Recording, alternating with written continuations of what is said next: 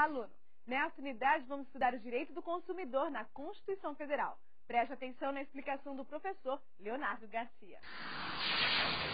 Olá, amigos. Meu nome é Leonardo Garcia, professor de Direito do Consumidor, e vou estar com vocês aqui para ajudá-los a estudar o direito do consumidor, principalmente focado para concursos públicos. Sou procurador do Estado do Espírito Santo, estou aqui para estudar com vocês essa matéria tão instigante e tão prática do dia a dia.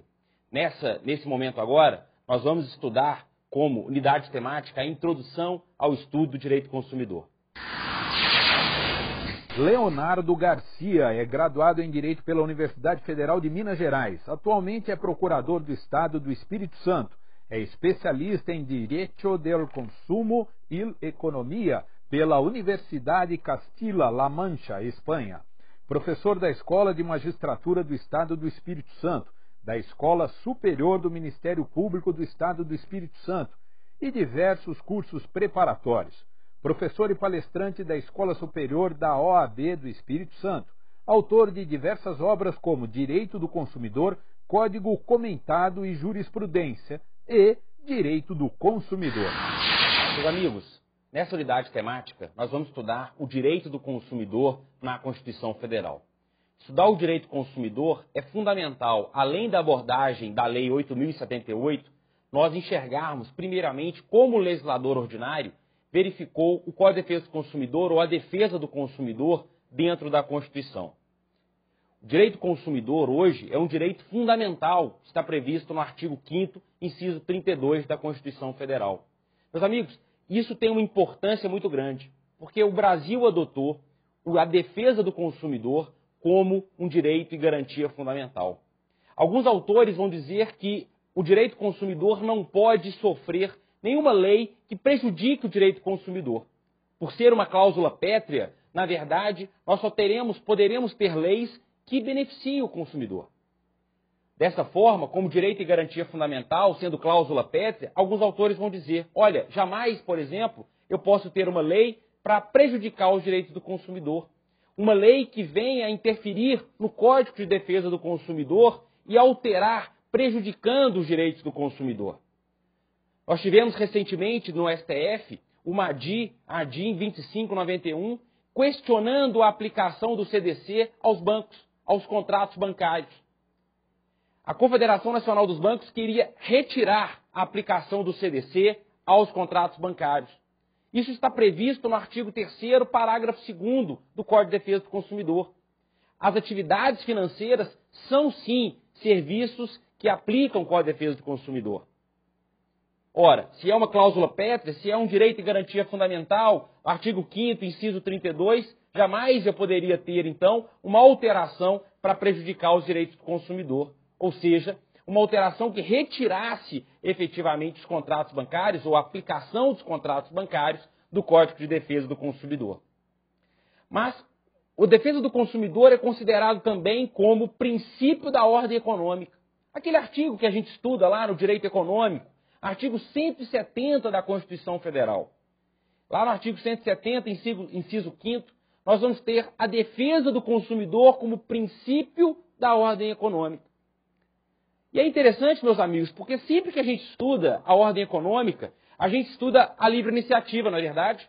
A gente sempre estuda, na verdade, o poder ou o direito que o comerciante, que o fornecedor, que o empresário, de maneira geral, tem de poder, no mercado de consumo, agir com livre iniciativa.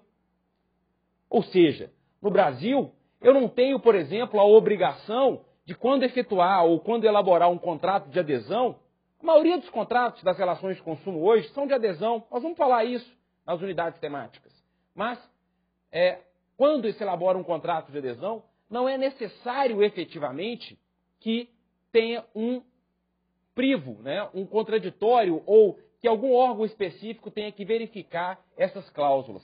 Para liberar, por exemplo, que um Banco do Brasil, uma Caixa Econômica Federal, uma Telefônica, uma Claro, uma Oi, solte um contrato de adesão. Tem livre iniciativa? Tem livre iniciativa. Pode perfeitamente soltar esse contrato no mercado de consumo. Mas é fundamental, pelo inciso 5º, que respeite os direitos do consumidor. Ou seja, fornecedor, ao elaborar um contrato de adesão, é necessário que essas cláusulas não sejam abusivas. Eu não posso, fornecedor, elaborar um contrato, e contrato de adesão é aquele contrato que eu elaboro as cláusulas previamente, de maneira unilateral, artigo 54 do Código de Defesa do Consumidor, e eu não posso elaborar cláusulas abusivas, porque eu preciso compatibilizar a defesa do consumidor com a livre iniciativa. Aliás, não é só o direito do consumidor, o meio ambiente também está inserido dentro do artigo 170. Na verdade, hoje o empresário, quando ele comercializa um produto, quando ele age no mercado de consumo, ele precisa também respeitar o meio ambiente. Não é à toa, meus amigos, que o direito do consumidor e o meio ambiente estão inseridos na terceira geração dos direitos fundamentais. Quando nós estudamos aquelas gerações dos direitos fundamentais, a primeira, segunda e terceira, principalmente, alguns autores vão dizer da quarta e até mesmo da quinta, mas as três mais conhecidas, nós temos como direito da fraternidade, lembrando da Revolução Francesa, o direito consumidor e o direito ambiental. Isso, meus amigos, é fundamental hoje, porque nós vamos ver que os princípios do meio ambiente, como os princípios do direito consumidor, hoje estão muito interligados. Hoje nós estamos rompendo aquela leitura literal da lei, aquela leitura legalista, e nós estamos nos baseando nos princípios. Nós estamos verificando essa interação dos sistemas. É o chamado diálogo das fontes. Nós também vamos tratar do diálogo das fontes.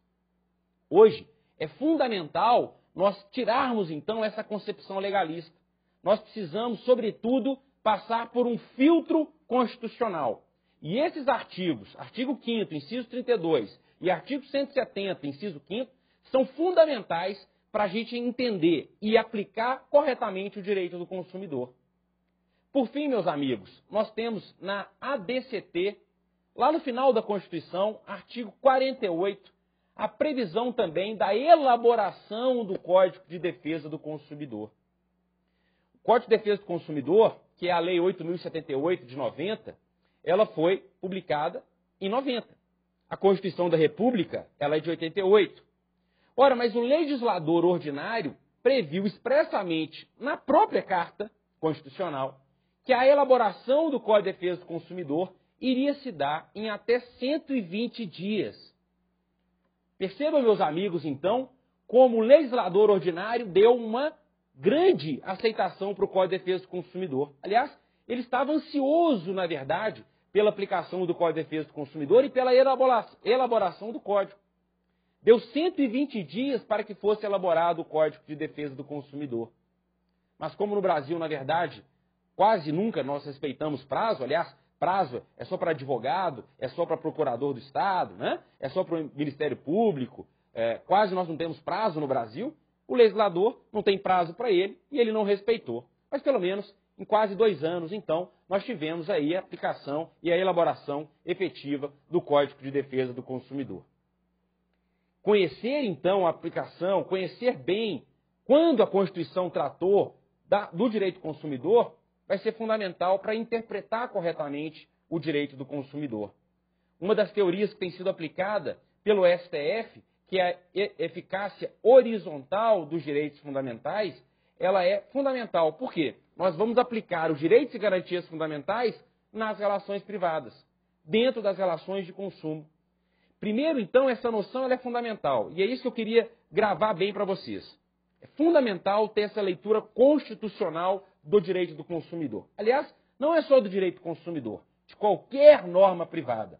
Fundamental você ter esse filtro constitucional. Ora, se eu tenho uma relação jurídica, uma relação de consumo, que, de início, eu já estou vendo que ofende um direito e garantia fundamental, como o direito à saúde, o direito à vida, ou principalmente a dignidade da pessoa humana, meus amigos, isso já é argumento suficiente numa prova de concurso para você dizer que essa relação ela não pode se manter porque ela ofende o princípio da dignidade da pessoa humana. Claro que você, numa prova, vai também alegar com a defesa do consumidor. Vai alegar princípios que estão inseridos dentro do Código de Defesa do Consumidor.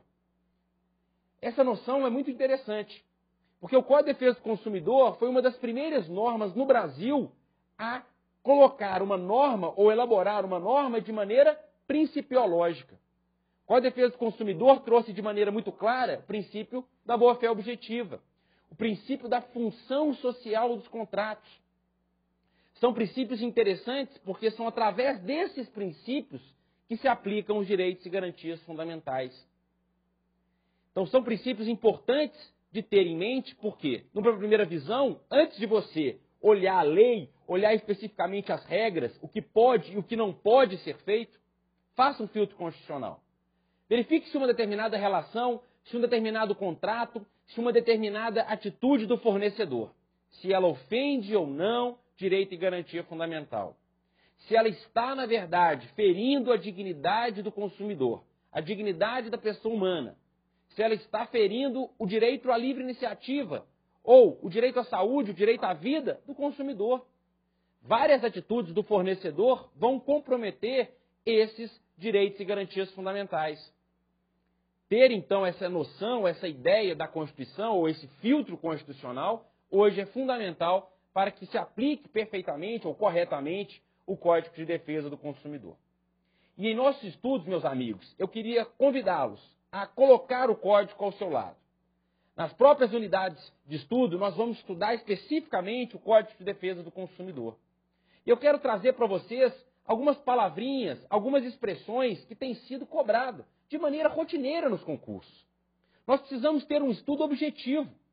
Nós precisamos estudar o Código de Defesa do Consumidor sobre o olhar das bancas de concurso. Como o CESP, como a Fundação Carlos Chagas, a FCC, como a ESAF, como a FUNESP, a Sesgran Rio, ou até mesmo uma banca própria. Uma banca do Ministério Público de São Paulo, por exemplo, que é composta por procuradores de justiça, ou do Ministério Público de Goiás. Nós precisamos conhecer quem está elaborando essas provas.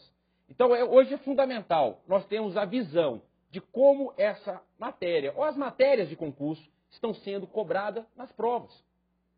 Eu acredito hoje que é fundamental, para uma correta preparação de concurso, se estudar por um bom livro, estude por um bom manual, leia a lei, principalmente a Constituição e as leis que estão nos editais. Mas também, meus amigos, de maneira paralela, façam questões de concurso. Especificamente, se puderem, daquela banca para a qual vão fazer a prova. Por exemplo, o CESP vai elaborar o próximo concurso que eu vou fazer. Ótimo, vou pegar as provas do CESP, as questões do CESP e treinar essas questões junto com o estudo. É isso que nós vamos pretender no nosso estudo, que eu quero fazer no nosso estudo. Verificar as questões de concurso juntamente com essa matéria. Para fechar esse bloco, então, eu gostaria de ler uma questão de concurso que está dentro do que eu disse, dentro dessa unidade de estudo, ok? Vamos lá para a questão, então, para vocês visualizarem como os concursos têm cobrado esse tópico que eu acabei de abordar. Vamos lá. Uma prova de procurador do Tribunal de Contas, do DF. A defesa do consumidor é tratada na Constituição da República de 1988 de duas formas: como direito fundamental e como princípio da ordem econômica. Meus amigos, foi exatamente isso que eu falei nesse primeiro encontro nosso. O direito consumidor não é tratado como direito fundamental? Artigo 5º, inciso 32? Direito fundamental. Está lá no artigo 5º, inciso 32. Não é tratado como princípio da ordem econômica? Artigo 170, inciso 5º. Percebam, então, como os concursos têm dado a aplicação a essa matéria, a esse tema que nós acabamos de tratar. Espero que vocês possam aproveitar esse estudo, verificar as questões juntamente com o que nós estamos tratando e juntamente com o que está no código. Um grande abraço e espero vocês na próxima unidade. Aproveite o campo Minhas Anotações posicionado logo aqui embaixo e registre os principais pontos do conteúdo que acabou de conferir. Isso pode ser feito de uma forma bem rápida e simples, já que você não precisa trocar de janela para fazer as anotações. Até mais!